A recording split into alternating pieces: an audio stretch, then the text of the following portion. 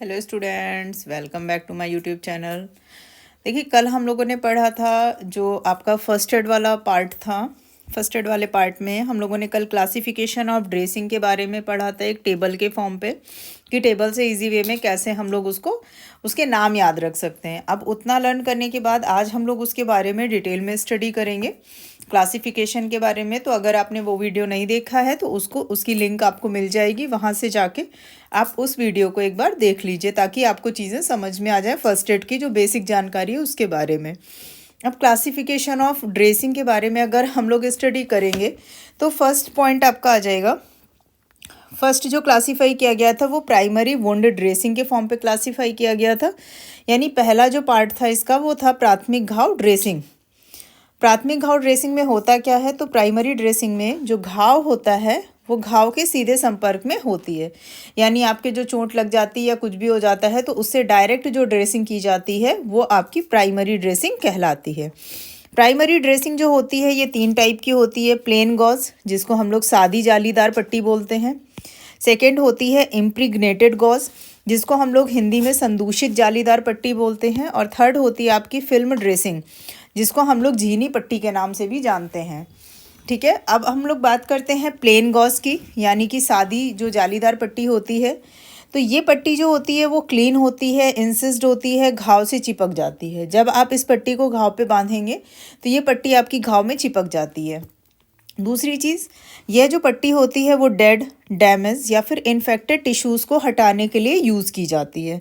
तो ध्यान रखिएगा, प्लेन गॉज किसके लिए यूज़ होती है, तो डेड, डैमेज और इन्फेक्टेड टिश्यूज़ को हटाने के लिए किसको यूज़ किया जाता है, प्लेन गॉज को, यानी कि सादी जालीदार पट्टी को यूज़ किया जाता है।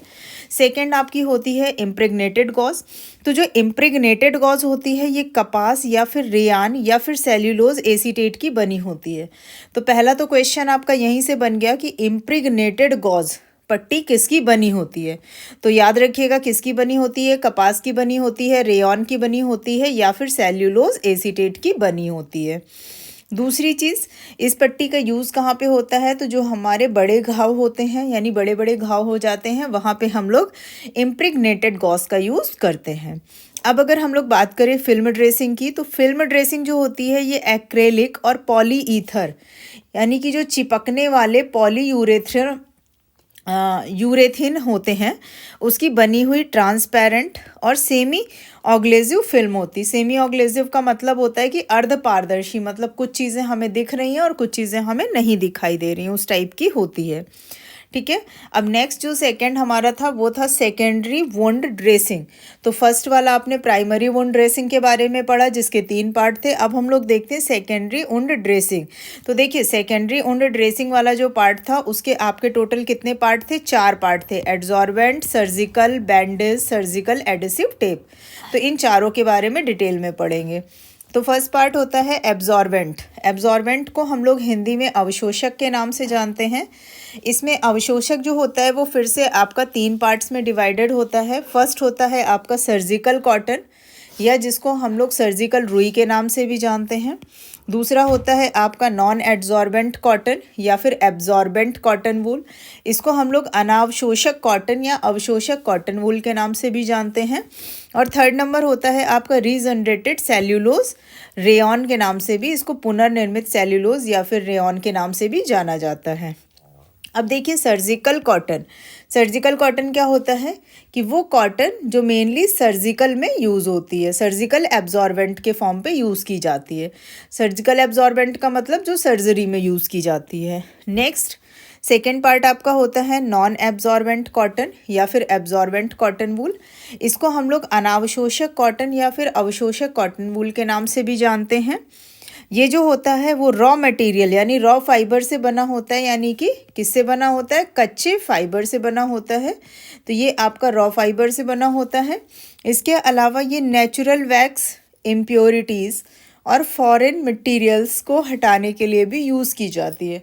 यानी बॉडी में जो भी आपकी इम्प्योरिटी होगी या फिर नेचुरली कोई वैक्स लगी हुई है, उन मटेरियल्स को हटाने के लिए हम लोग कौन सी कॉटन यूज़ करते हैं, तो नॉन एब्जॉर्बेंट कॉटन यूज़ करते हैं। यानी जो चीज़ों को एब्जॉर्ब नहीं करती, अवशोषित नहीं करती है। थर्ड पार्ट जो हमारा हो जाएगा वो हो जाएगा regenerated cellulose rayon. Regenerated cellulose rayon जो होता है इसको हम लोग पुनर्निर्मित सेल्यूलोज या फिर रेयॉन के नाम से भी जानते हैं। इसे पहले एल्कली और कार्बन डाइसल्फाइड सॉल्यूशन में घोलकर ऊन या कॉटन लिनर से तैयार किया जाता है। यानी सबसे पहले एल्कली और कार्बन डाइसल्फाइड का जो सॉल्यूशन होता है उसमें ऊन डाल दिया जाता है या फिर कॉटन को घोलकर इसको तैयार किया जाता है। अब हम लोग इसके सेकेंड पार्ट की तरफ चलते हैं, सर्जिकल गॉज। यानी कि जो सर्जिकल गॉज होता है वो हमारा 4 टाइप से डिवाइडेड होता है। फर्स्ट होता है एड्जॉर्बेंट गॉज, जिसको हम लोग शोषक गॉज के नाम से भी जानते हैं। सेकेंड होता है एब्जॉर्बेंट गॉज पैड या फिर गॉज स्पंज या फिर गॉज स्वैब। इसको हम लोग शोषक गाज पैड, गॉज स्पंज या फिर गॉज स्वैब के नाम से भी जानते हैं। थर्ड होता है आपका एक्सरे डिटेक्टेबल गॉज पैड। इसको हम लोग एक्सरे को पता लगाने के गॉज पैड के नाम से भी जानते हैं। और फोर्थ होता है आपका फिल्मेटेड गॉज यानी कि परती गॉज के नाम से जानते हैं। देखिए, मैंने क्लासिफिकेशन की जब टेबल बताई थी वहाँ पे मैंने आपसे बोला था स्पेस कम होने की वजह से मैंने वहाँ पे इनके हिंदी नाम नहीं यूज़ किए थे।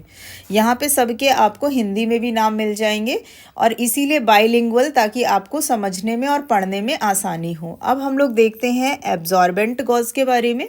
एब्जॉर्बेंट गॉज जो होता है ये दवा मुक्त सादी बुनाई, खुली जाली या फिर मृदु रंग रूप का एक मुलायम कपड़ा होता है। यानी एक सॉफ्ट एकदम से कपड़ा, क्लॉथिंग यूज़ की जाती है। सेकेंड जो होता है एब्जॉर्बेंट गॉज पैड या फिर गॉज स्पंज या फिर गॉज स्वैब। ये सर्जरी, देखिए यही डिफरेंस आपको इनमें याद करना है। जैसे इसमें क्या है तो ये एक मुलायम कपड़ा है, इसमें क्या है ये सर्जरी के दौरान यूज़ किया जाता है।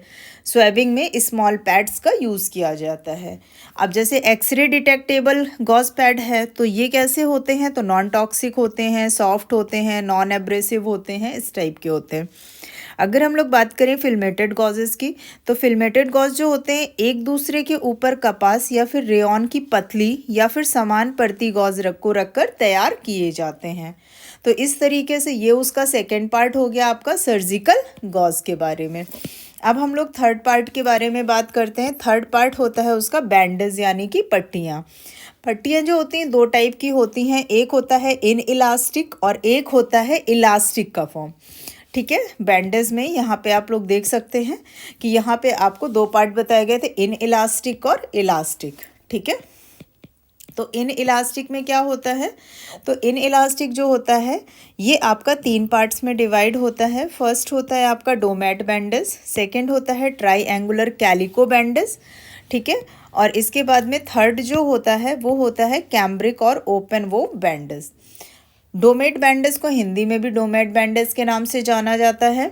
यह बैंडेज को बनाने के लिए आपके 2 टाइप के यार्न यानी कि यूनियन फैब्रिक का यूज़ किया जाता है। तो ध्यान रखिएगा 2 टाइप के यार्न यानी कि यूनियन फैब्रिक को इसमें यूज़ किया जाता है।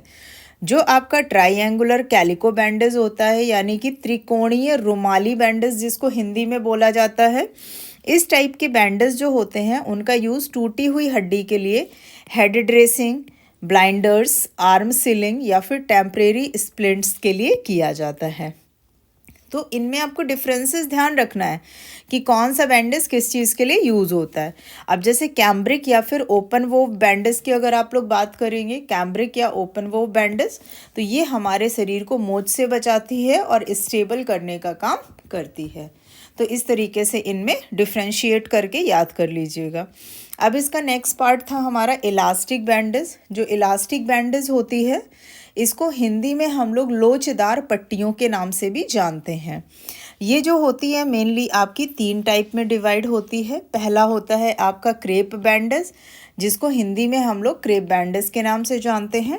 ये नॉर्मली आपने क्रेप बैंडेज को देखा भी होगा, जैसे कभी आपके मोच आ जाती है या कुछ हो जाता है तो उसमें आप लोग इसको यूज़ करते हैं। सेकेंड होता है कॉटन क्रेप बैंडेज जिसको खींच के बांध दिया जाता है, गरम पट्टी नॉर्मल लैंग्वेज में आप लोग बोलते हो, कॉटन क्रेप बैंडेज।